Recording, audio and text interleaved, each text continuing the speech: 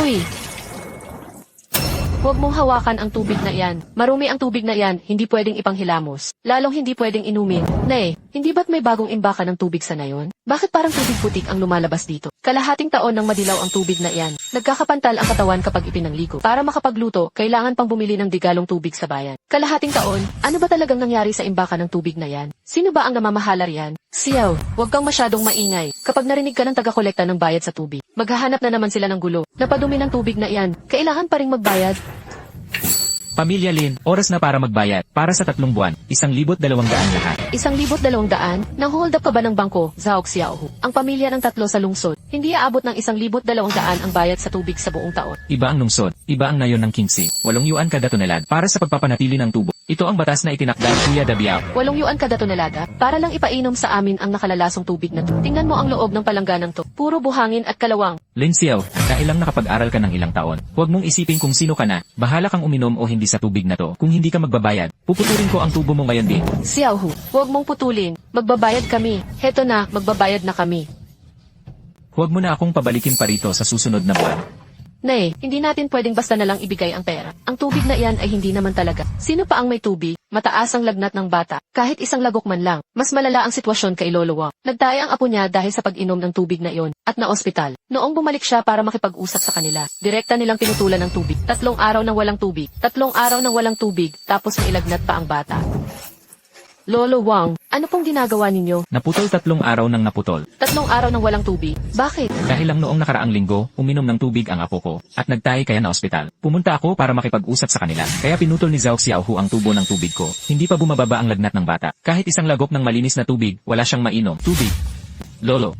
Tubig po. 6 na taong gulang pa lang siya, dahil lang sa pag-inom ng ganyang uri ng tubig. Pumapatay sila ng tao para sa pera. Xiao He, huwag kang pumunta roon. Huwag kang pupunta. May malakas na kapit si Zhao Dabiao sa itaas. Tiyuhin niya mismo ang kapitan ng barangay. Tayong mga ordinaryong mamamayan, hindi natin sila kayang labanan. Kahit hindi natin kaya, kailangan pa rin nating lumaban.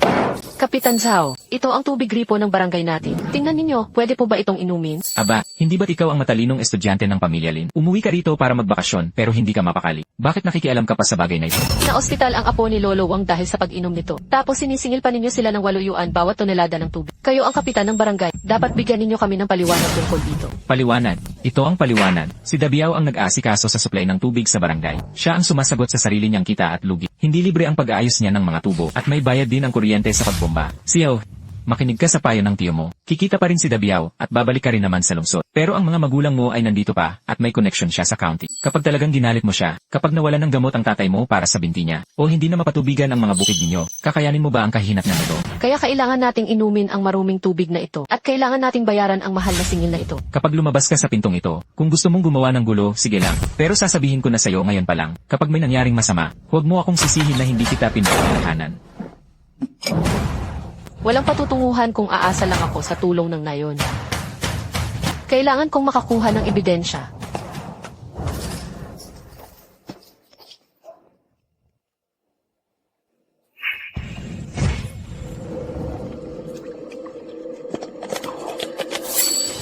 Sino yan? Anong ginagawa mo rito?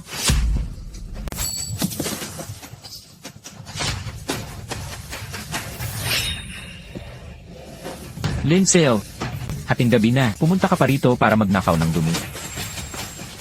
Kapkapin niyo.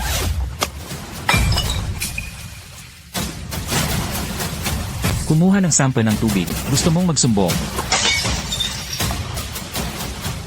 Buhay ng apo ni Lolo Wang ang nakataya riyan. At iyan din ang pag-asa ng ating ngayon.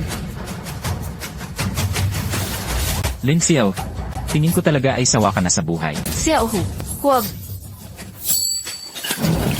Xiaohu, pakiusap, tumigil ka na. Xiaohu, para sa buwang ito ang perang ito, at pati na rin para sa susunod na buwan. Bata pa si Xiaohe at wala pang alam. Naging tanga lang siya dahil sa puro pag-aaral. Patawarin mo muna siya ngayon, ipinapangako ko, babalik na siya sa lungsod bukas. Nay, tumayo ka po.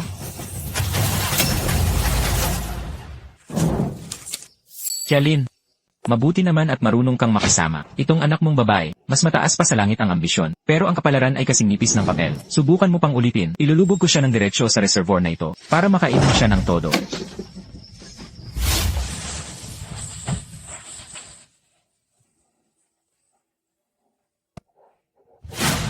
Nay, hindi ka man lang nagsapatos.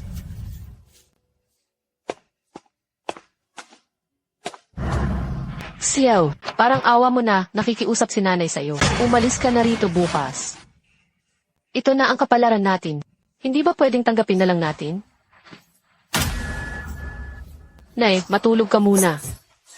Lin Xiao, tingin ko ayaw mo na talagang mabuhay. Kapag inulit mo pa ito, ay diretso ko siyang ilulubog sa reservoir na ito para makainom siya ng todo. Zhao Xiaohu, ang bawat salitang binitawan mo. Nai-record ko na. Liu Chang, si Lin Xiao ito. Xiaohe, bagong taon, anong nangyari? Monopolado ng iba ang supply ng tubig sa baryo namin. Singil nila ay 8 yuan kada tonelada. May mga patay na daga pa sa tubig. May mga na-ospital dahil sa pag-inom ng tubig na ito. Nahuli ako noong kukuha sana ng sample ng tubig. Lumuhod pa ang nanay ko sa kanila. Xiaohe, ang mga katulad niyang water bully ay hindi lang bukod tanging kaso sa lugar natin. Pero para kalabanin sila, hindi sapat ang audio recording at maruming tubig lang. Kailangan mong halukayin ang pinakaugat nito. Imbestigahan mo ang kontrata niya sa pag-upa. Tingnan mo kung legal ba ito. Sabi ng kapitan ng baryo, pinapipirmahan ito kada 5 taon. Pero pakiramdam ko talaga may mali rito. Ganito na lang, may kakilala ako sa County Agricultural Economic Station. Hintayin mo ang balita ko.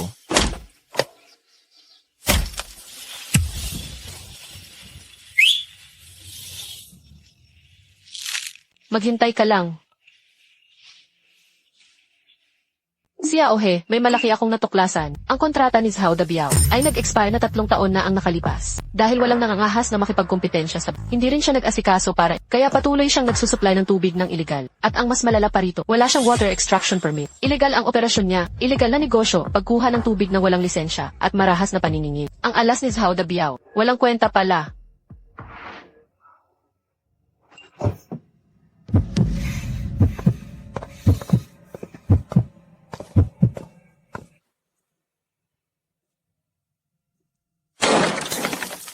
Lumabas ka, Lin Xiao. Nabalitaan kong pinapaimbestigahan mo ang kontrata ko. Boss Zhao, kung legal naman ang negosyo mo, bakit ka pa matatakot na may mag-imbestiga? May nag-tip sa akin mula sa county na may isang nagngangalang Lin na nagtatanong tungkol sa akin. Lin Xiaohe, akala mo ba dahil nakapag-aral ka lang ng ilang taon, ay kaya mo nang maghari-harian? Mukhang nagkakatuwaan kayo ng reporter na yon. Anong illegal na negosyo ang sinasabi nyo? Sasabihin ko sa'yo, dito sa Kingsi Village, ako, si Zhao Dabiao, ang batas. Kung hindi ko babaliin ang mga kamay mo ngayon, hindi mo matututunang tumahimik. Xiaohu, hawakan mo siya. Huwag. Zhao Dabiao, tingnan mo kung ano ito.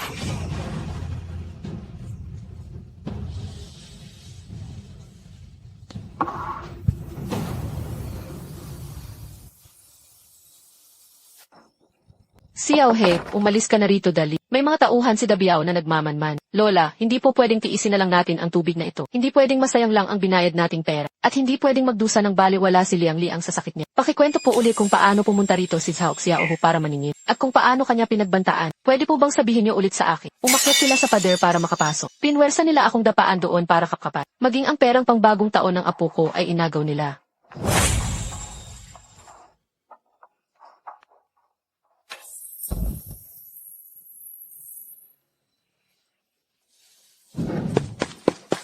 Dalawampu't-tatlo pamilya ng mga taga-baryo ang naging saksi. Sangkot sa panginikil na maihalagang mahigit sa 50,000 yuan.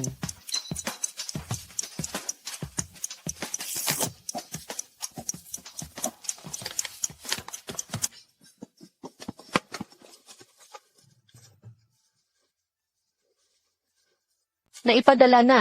Sa wakas, naipadala na rin. Ang hepe ng seguridad sa planta ng tubig ng bayan, kapatid sa sumpaan ni Zhao Dabiao.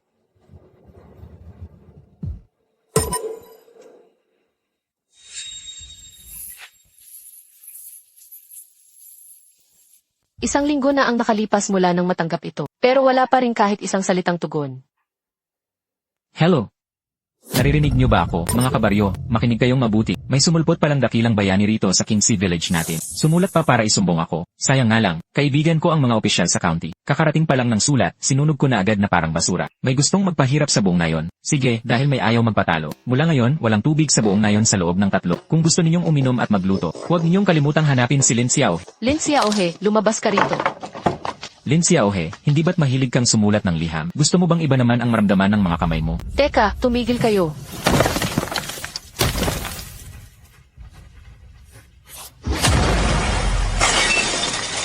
Xiao Yu, wag mo nang basagin. Pakiusap sa inyo. Hahaha, basagin nyo. Basagin nyo pa ng maigi. Iyan ang napapala ng mga nagsusumbo, Lin Xiaohe, simula pa lang ito.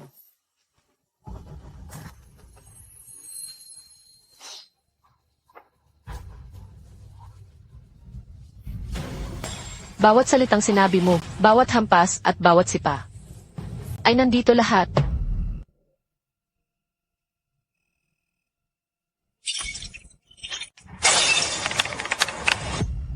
Hindi obra ang karaniwang paraan ng pag-uulat. May nagpoprotekta sa kanila mula sa itaas. Kaya ipapakita ko ito sa lahat. 2 oras na. Wala pa ring nakakapanood. Liu Chang, na-post ko na ang video. Pero walang nanonood. Pwede mo ba akong tulungang mag-promote nito? Sandali lang, magpapatulong ako sa ilang sikat na influencer na i-share ito.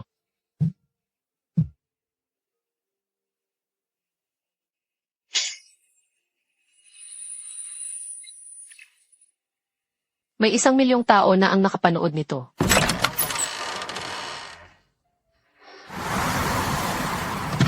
Xiaohe, nakapasok na kami. Nandito na kayo.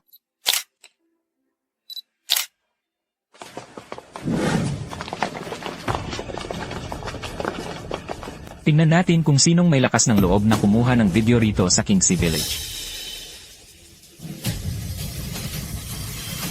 Walang problema sa kalidad ng tubig dito. May ginagawa lang na kalsada rito sa nayon namin. Bawal pumasok ang mga tagalabas.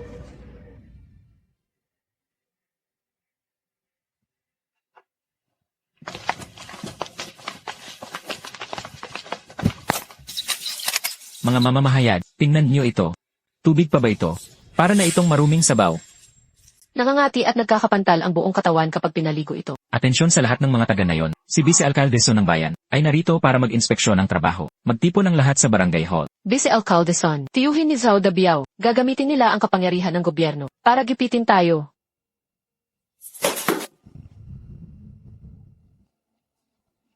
Sino rito ang galing sa kabisera ng lalawigan? Ang matalinong estudyante na si Lin Xiao. Sumama ka sa akin sa barangay hall para mag-usap.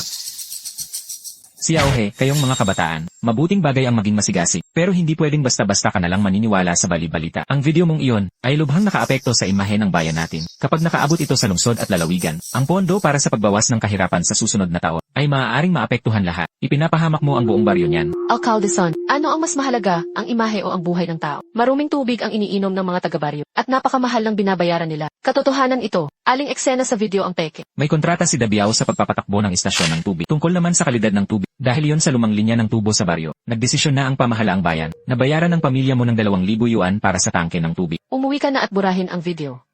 Paano kung hindi? Ituturing natin tapos na ang usaping ito. Lin Xiaohe, pinagbibigyan ka na nga. Personal na pumunta rito si Alcalde Son para kausapin ka. Para bigyan ka ng pagkakataong umatras ng maayos. Kung magpapatuloy ka pa sa panggugulo, sisiguraduhin kong ang mga magulang mo sa buong buhay nila ay hindi makakatapak ng kahit isang hakbang palabas ng Kingxi Village. Xiaohe, matalino kang tao. Walang mapapala ang kahit sino kapag lumaki pa ang gulo. Isipin mo na lang ang pilay na binti ng tatay mo at ang kalusugan ng nanay mo. Huminto ka dyan.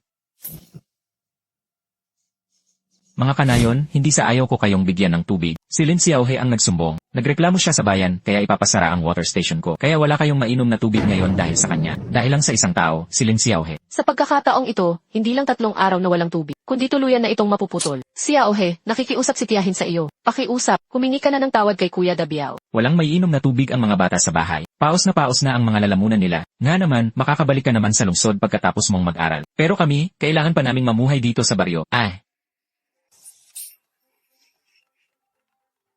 Liu Chang, pupunta ako sa kabisera ng probinsya. Bulok na ang balon dito sa Kingxi Village. Kailangan kong magsumbong sa mas mataas na otoridad upang makahanap ng pala na maghukay sa bulok na putik na ito. Xiaohe, napag-isipan mo na ba itong mabuti? Kapag nagpunta ka sa probinsya, wala nang atrasan ito. Xiaohe, uminom ka muna ng tubig. Hindi ka sinisisi ni Mama. Aalis na tayo bukas. Hindi na natin kayang manatili pa sa lugar na ito. Aalis?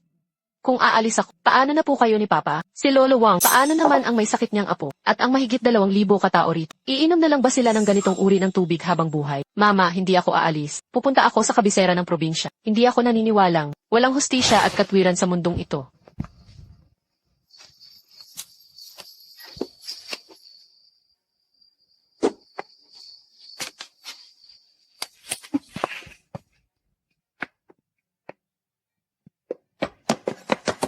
Isang tiket para sa pinakamaagang biyahe papuntang kabisera ng probinsya.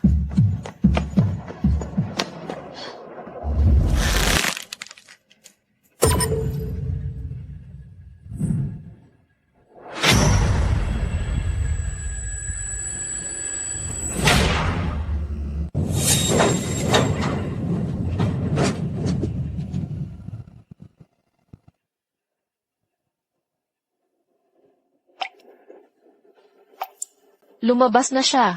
Sa wakas, lumabas din siya. Nen, kung magreklamo ka, pumunta ka sa opisina ng petisyon. Bawal ang basta-bastang pumasok dito. Sir, pakitingnan niyo po ang tubig na ito. Ito po ang iniinom na tubig ng 2,000 tao sa Kingsley Village.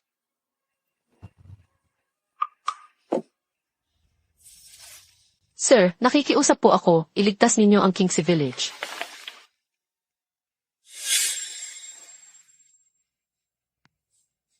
Si Auhe, hindi na ako magtatago. Hindi na ako magtatago kailanman. Gusto nilang kunin ang buhay ng apo ko. Kaya lalabanan ko sila hanggang sa huli. Mabuti at dumating ka na. Tingnan mo ang lagay ng anak mo. Tao pa ba ang bastardo na si Zhao Dabiao? Si Auhe, alam mo ang batas. At ako naman sa teknikal. Sabihin mo lang kung anong gagawin natin. Isasama ko ang lahat ng lalaki sa nayon para tulungan ka. Hindi kompensasyon ang gusto natin. Kailangan nating tuluyang lansagin ang pinagmumulan nito. Diyan lang sa unahan, pakinggan mo ang tunog. Napakalakas ng motor ng water pump. Hindi ito basta karaniwang water pump. Patayin niyo ang mga flashlight.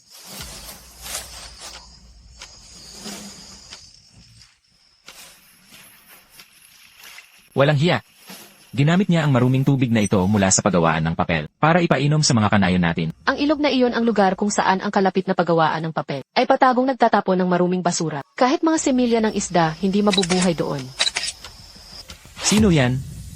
Anong ginagawa niyo riyan? Takbo.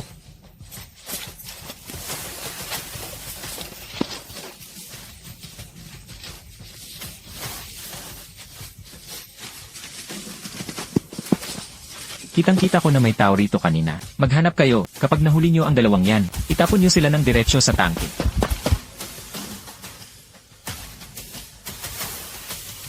Si Auhe, nakuha ko ang video. Tingnan mo ang modelo ng water pump na ito. Walang kahit anong filter o panala. Diretsong sinisipsip lang ang tubig. At ang mas nakakatakot pa, tingnan mo ang mga iligal na koneksyon ng kuryente na ito. Pag nanakaw ng kuryente ang ginagawa nila. Kapag nagkaroon ng tagas ng kuryente rito, magkakaroon ng kuryente ang lahat ng gripo sa buong nayon. Halika, ipunin natin ang mga ito at ipadala sa leader doon sa probinsya.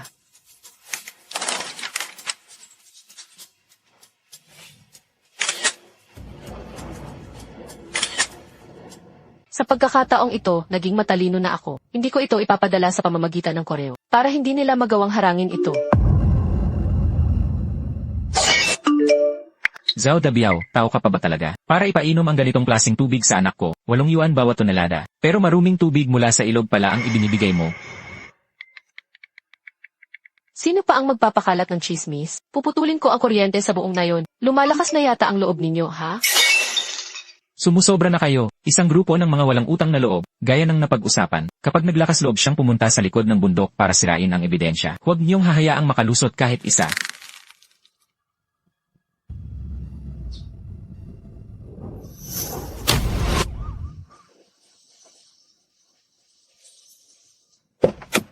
Narito na ang pangkat ng investigasyon, makipagtulungan ang lahat sa inspeksyon.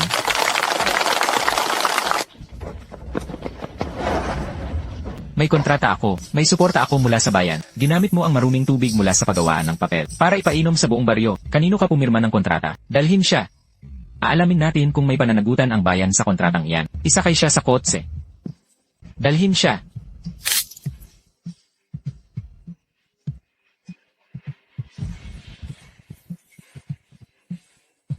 Si Zhao Dabiao ay aso lamang na nasa harapan. Hindi pa natutumba ang protektor sa likod niya. Naku, sir, biktima rin po ako. Ilang beses ko nang pinagsabihan si Dabiao, pero hindi talaga siya nakikinig. Mga kabayan, huwag kayong matakot. Ngayon, magkatuwang na nag-imbestiga ang probinsya at distrito. Tungkol sa singil at kalidad ng tubig, magsalita kayo ng isa-isa. Kung sino man ang mangahas na gumanti, ay makakatanggap ng mas mabigat na parusa. Takot na takot sila sa pang-aapi ni Zhao Dabiao. Nangangamba silang kapag umalis na ang pangkat ng investigasyon, ay maulit ang kanilang bangungot. Ako si Lin Xiao. Ito ang lahat ng ebidensyang nakalap ko. Nais kong iulat ang iligal na negosyo ni Zhao Dabiao. Marahas na paniningil ng bayan at si Deputy Mayor Ma na pinaghihinala ang nagsisilbi nitong protektor. Lin Xiaohe, binigyan ng kita ng mukha, umaabuso ka pa. Kapag nanggulo ka pa, titiyakin kong ang mga magulang mo habang buhay ay hindi makakatapak palabas ng Kingxi Village kahit isang hakbang. Itala ang lahat, huwag palalampasin kahit isang salita. Muntik nang mawala ng buhay ang apo ko. Pinutol niya ang tubig sa aming bahay para pilitin akong magbayad ng dobleng singil sa tubig. Sinampal pa niya ang asawa ko, hindi ko kayang magsalita noon. Nagbayad ako ng 1,200, pero hindi nagbigay ng resibo si Zhao Xiaohu, at nanakit pa siya. Pinutol niya ang lahat ng puno ng prutas namin, dahil lang hindi ako bumili ng degalong tubig sa kanya.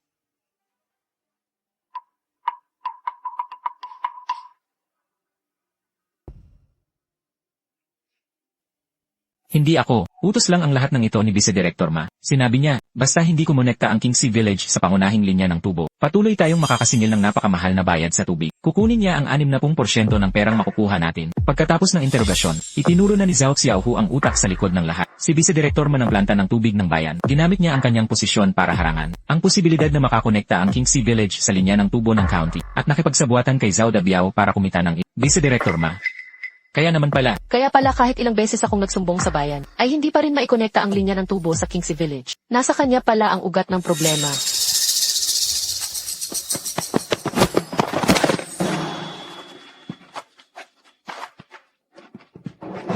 Hit! Sinusubukan niyang sunugin ang ledger. Kumpleto ang mga record ng partihan ng pera sa nakalipas na mga taon. Oras na para maramdaman nila ang bakal na kamao ng hustisya. Mabuti naman. Lin Xiaohe, ano naman kung nakuha mo ang gusto mong reputasyon? Sinulog ko na ang main board ng water pump. Tinabunan ko na rin ang mga tubo. Ngayon, hintayin nyo na lang na mamatay kayo sa uhaw. Sira na ang motor, nawasak na rin ang mga tubo, at tinapunan pa ng maruming langis ng makina ang sapa. Sinadya niya ito. Kahit na makulong siya, nais pa rin niyang idamay ang buong nayon. Xiaohe, ano nang gagawin natin? Hindi naman pwedeng mamatay na lang tayo sa uhaw. Huwag tayong umasa sa langit o sa iba, at lalong hindi sa bulok na planta ng tubig na yon. Xiaohe, maghukay tayo ng sarili nating balon. Kailangan ng pera para maghukay ng balon. Mag-ambagan tayong lahat.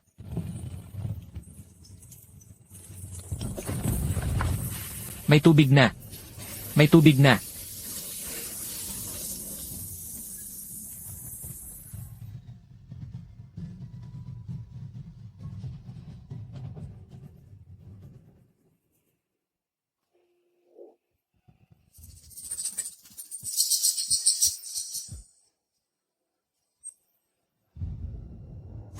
Tanggap kami ng sumbong na iligal na kumukuha ng tubig sa ilalim ng lupa ang Kingxi Village na sumisira sa kaligtasan ng Helohia. Kaya dapat nang ipasara ang balong ito ngayon. Iligal na pagkuha. Mamamatay na sa uhaw ang buong baryo namin. Tapos sasabihan mo kami na iligal yan. Direktor Ma, ang balong ito ay may pansamantalang pahintulot mula sa investigative team. Kasalukuyan pang inaayos ang mga papeles. Ang pagpapasara mo sa balon ngayon, gusto mo bang galitin ang mga tao? Papeles? Hanggat hindi ako pumipirma, walang saysay ang papeles nyo. Nasuspindi ka na sa trabaho para sa investigasyon. Anong karapatan mong pumirma ngayon? Huwag mo akong daanin sa ganyan. Mga bata, tabunan nyo ang balong ito. Kung gusto nyo itong pasara, sagasaan nyo muna ang matandang ito. May mga magulang din naman kayo. Talaga bang gagawin nyo ang kasamaang ito? Kapag nagtapon kayo kahit isang dakot na lupa. Iga ako rito ngayon at hindi aalis. Lin Xiaohe, ang galing mo. Tingnan natin kung hanggang kailan kayo makakatagal. Kahit kailan ay huwag nyong asahang maikokonekta ang tubong ito. Alam ko, kaya kailangan nating kumilos ng mas mabilis kaysa sa kanya. Mga kanayon, pumila kayo para kumuha ng tubig. Bawat timba ng tubig ay dumaan sa pagsasala. Sigurado akong kumpara sa maruming tubig ni Zhao Dabiao, mas malinis ito ng 100 beses. Libre po itong kunin. Tignan nyo, ganito dapat ang hitsura ng malinis na tubig. Ano ba yung pinapainom sa atin ni Zhao Dabiao noon? Xiaohe, Wang Li, kayo ang mga tagapagligtas ng Kingxi Village natin. Pero ang mga katulad ni Vice Director Ma, ay hindi basta-basta susuko.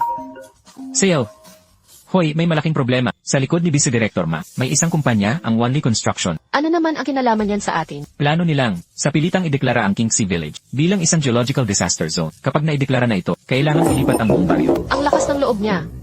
Xiao, Ang balong iyan ang lifeline ng buong baryo, kaya siguraduhing bantayan niyong mabuti. May hinala akong gagawa siya ng masamang hakbang. walang sinumang makakapagpaalis sa atin. Sa tingin mo, paano niya gagawin yon? Ang pinakatusong hakbang ay ang direktang sirain ang pinagmumula ng tubig at isisi sa iba. Sasabihin nilang may problema talaga ang mismong tubig sa balon. Hindi natin ito mababantayan sa lahat ng oras. Kailangan din namang matulog ng tao. Pero may mga bagay na hindi kailangang tao ang magbantay. Hayaan nating makina ang magbantay para sa atin. Huwag nang kumuha ng tubig. Huwag nang kumuha, may problema sa tubig. Anong nangyayari? Nangingisay na ang aso. Tingnan nyo ang asong iyan. Paano na lang kung mga bata ang makainom niyan? Mga hayop sila. May ginawa sila sa balon. Gaano nakatagal? May nakainom na ba? Hindi ko alam, kaninang umaga lang nalaman. Atensyon sa lahat ng mga taga-baryo. Isara agad ang balbula ng tubig. Itapon ninyo lahat ng tubig na nakuha ninyo sa balon. Hindi ninyo dapat inumin. Si Aohe, sino ang may gawa nito? Mga tao ito ni Deputy Director Ma. Nay, sino pa nga ba kundi siya? Itinutulak talaga nila tayo sa bingit. Kung gigipitin niya ako, wawasakin ko siya. Si Aohe, patawad. Hindi ko nabantayan ng maayos ang balon. Nakapikit lang ako saglit kagabi, at sinamantala na nila agad ang pagkakataon. Pati ang balon natin ay hindi na maisasalba. Paano na tayo mabubuhay nito? Lolo Wang, kung mas marami silang ginagawang pananabuta, mas matagal ang magiging parusa nila sa kulungan. Pero, hindi na natin alam kung sino ang may gawa nito. Puro tiwangwang na lupa ang paligid, at wala namang mga gihi. Sinong nagsabing wala? Noong unang araw pa lang ng paghukay natin ng balon. Kailan ka nagkabit ng sihi? Alam mo na ba noon pa na, may mananabutahe sa atin? Ginamit ko ang kinita ko sa e-commerce noon para bumili ng ilang infrared night vision camera. Itinapat ko ito sa mga blind spot. Ang mga tulad ni Deputy Director Ma, inaasahan ko nang gagawin niya ang ganitong galawan. Si Aohe, ikaw talaga. Sinadya mo talaga siyang hintayin na kusang sumuko sa bita. Kung hindi siya gagawa ng hakbang, hindi ako makakakuha ng matibay na ebidensya. Ngayong kumilos na siya, nasa mga kamay ko na ang ebidensya. Si Aohe, napakatindi mo. I-play mo na, tingnan natin kung sino ang may gawa. Siya nga. Hintayin nating humarap siya. Ito hindi ba ito ang tauhan ni Deputy Director Ma? Ang video na ito, wala akong buburahin kahit isang byte dito.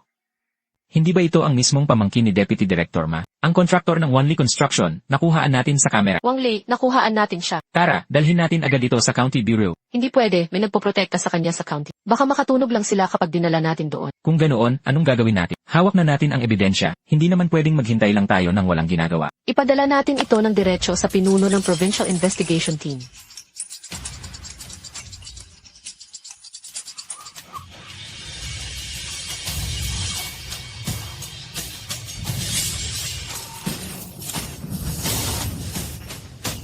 Majiangwo, huwag mo nang subukang lumaban. Ang timbang inilagay sa balon ng Kingsi Village. Ipinagtapat na lahat ng pamangkin mo. Ikaw mismo ang naglabas niyan mula sa bodega, di ba? Director Ma, saan ka pupunta?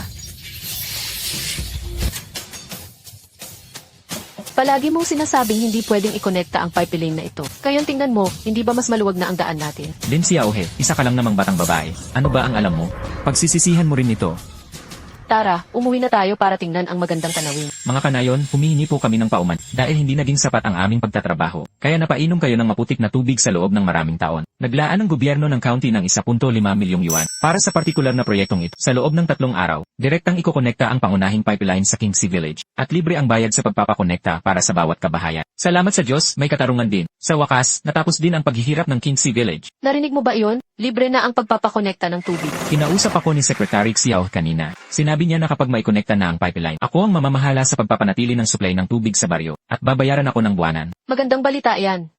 Bagay na bagay sa linya ng trabaho mo. Ikaw naman, babalik ka na ba talaga sa lungsod? Sa pagbalik ko sa lungsod sa totoo lang, may kakaibang kapanatagan ng loob akong nararamdaman ngayon. Lin Xiaohe, ikaw na salot ka. Humanda ka sa akin. Pagbabayarin kita sa araw na lumabas ako. Zhao Dabiao, nagmamalaki ka pa rin hanggang ngayon. Ang mga atraso mo sa Kingsi Village, kahit 10 buhay mo pa ay hindi sapat para mabayaran. Ang nasasakdal na si Zhao Dabiao ay napatunayang nagkasala sa krimen ng illegal na operasyon sa negosyo at sa iba pa niyang mga paglabat ay hinahatulan ng 6 na taong pagkabilanggo. Ang nasasakdal na si Majiangwo ay napatunayang nagkasala sa krimen ng panunuhol at pagsira sa mga pampublikong pasilidad ay hinahatulan ng 4 na taong pagkabilanggo. May katarungan nga ang langit. Ang batang si Xiaohe, ipinaghiganti niya ang buong baryo natin. Sa ngayon, para sa akin, isa na lamang siyang asong ulol na bungi. Ang tamis, Ate Xiaohe. Naitay. Hindi na muling magiging dilaw ang tubig natin. Xiaohe, bubuhos na ang tubig. Nay, tingnan mo. Oh, salamat sa Diyos. Sa wakas, tapos na rin ang paghihirap ng Kingsi Village. Malinis. Napakalinaw talaga. Sa buhay kong ito, makakainom pa pala ako ng ganitong tubig. Mamatay man ako ngayon, payapa na ang loob ko. Matamis? Mas matamis pa sa mineral water na binibili sa bayan. Noong una, ang maruming tubig putik ni Zhao Dabiao ay 1.5 yuan kada balde. At kailangan pa nating magmakaawa sa kanya. Ngayon, tingnan nyo ang tubig na ito. Lolo, hindi na mabaho ang tubig.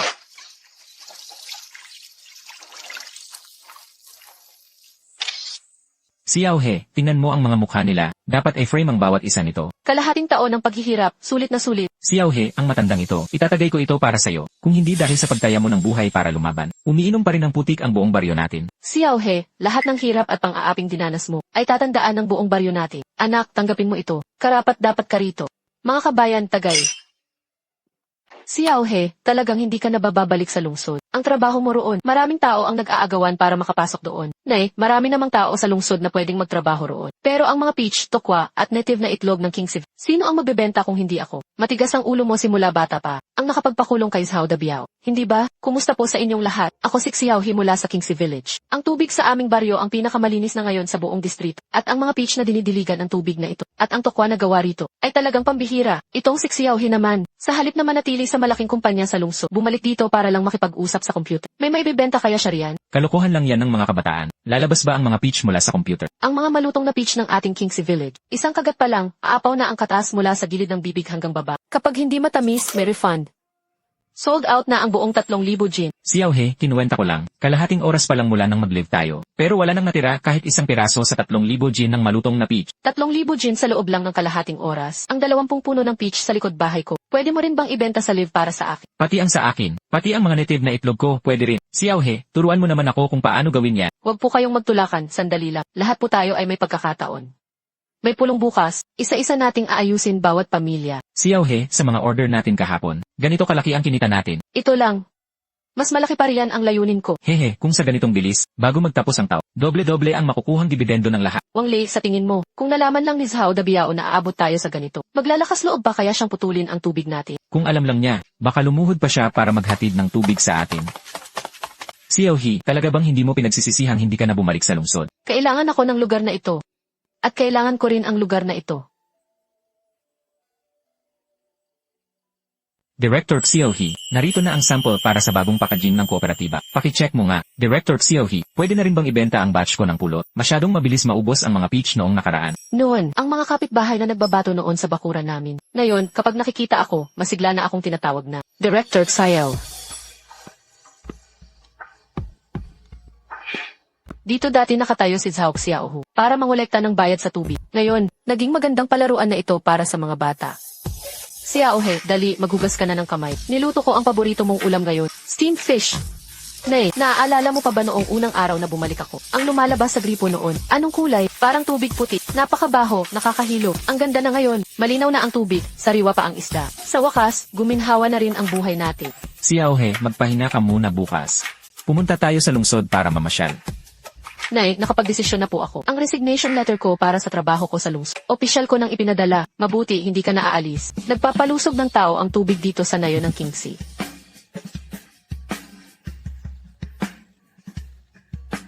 Alam ko, basta't hindi maputol ang daloy ng malinis at malamig na tubig na ito. Ang mas magagandang araw ay tiyak na darating pa.